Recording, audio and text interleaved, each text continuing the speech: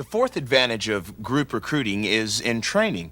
When an entire committee is recruited together, it can be trained together. This quickly creates team spirit and enthusiasm in the district. The basic principles of group and rifle shot recruiting are the same. You determine the jobs that must be filled and the qualities needed to fill them. Then, you identify the best possible prospects for the jobs. Do your homework on those prospects and pick the best time and place to make the sale. There are, of course, some differences in the group and rifle shot methods. Differences that stem from the three types of group recruiting. These are the leadership conference, group recruiting for one committee, and group recruiting in a single company or organization. Let's take the leadership conference. This is a gathering of men and women who are judged to have talents which are needed for an effective district committee.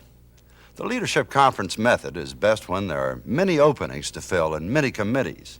At an informal gathering of community leaders, a list of prospects is developed, perhaps as many as 1 to 200.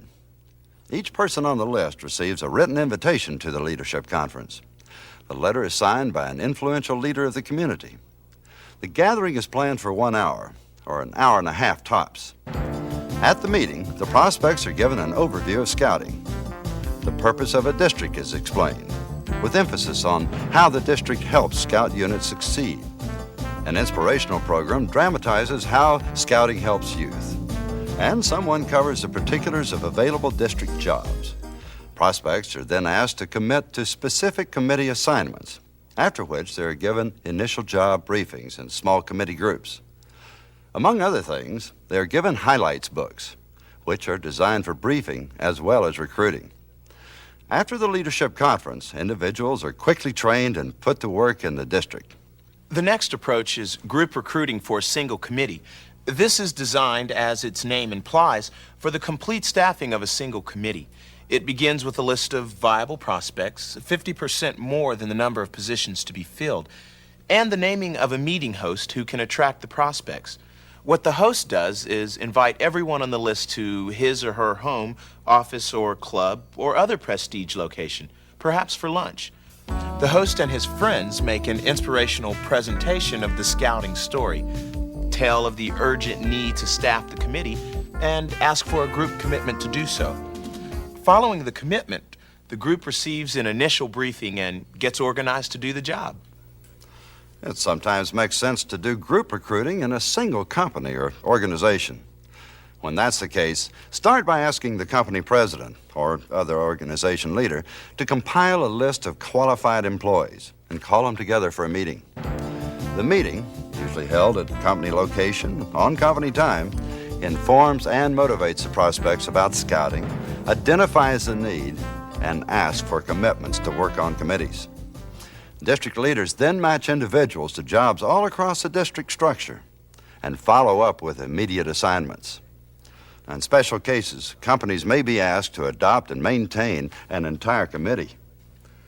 Finally, there's a third approach to recruiting that we have not yet touched on. That approach is the District Nominating Committee, which, according to local council bylaws, is the prescribed way to select and elect a slate of district officers and members at large of the district committee. The nominating committee process begins with the selection of its chairman, an individual of quality and stature who has a strong commitment to scouting, who is highly respected in the community, and who has the ability to influence and recruit others. Well, in filling out the committee, it's important to include several prominent people who are not directly involved in scouting. Now, there's 2 reasons for this: to expand the reach of the committee and to bring new blood into scouting. Once formed, the committee should become familiar with the mission and condition of the district. The first order of business is to select candidates for district chairman and vice chairman. Following that, the committee develops a list of prospects for members at large, then sends a recruiting team to visit each prospect. The team, of course, follows the procedures discussed earlier. Recruiting quality volunteers in sufficient numbers is the single most important task of district leaders. The reason is simple. The quality of the program and the growth of its membership are only as good as the members supporting it. But how do you assure a steady stream of quality volunteers? Simple. You fish in well-stocked waters.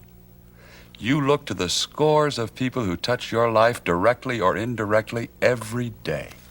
Their friends, relatives. Wait a minute, another list, right? Right. Business associates, teachers, real estate brokers, insurance agents, retailers, service people, government employees, church and club members. Don't forget membership rosters for service clubs, Chamber of Commerce listings of organizations, corporations, and unions. And Eagle Scouts. Remember the printouts of local members of the National Eagle Scout Association. Those are sent to the Council Service Center. The list of prospects is endless. The bottom line is this. People make the difference, especially in scouting, which is why nothing is more important than selecting and recruiting quality volunteers for your district. Please, use the methods of recruiting developed over the years by the Boy Scouts of America. They do work, and they can help guarantee the future success of scouting in your community.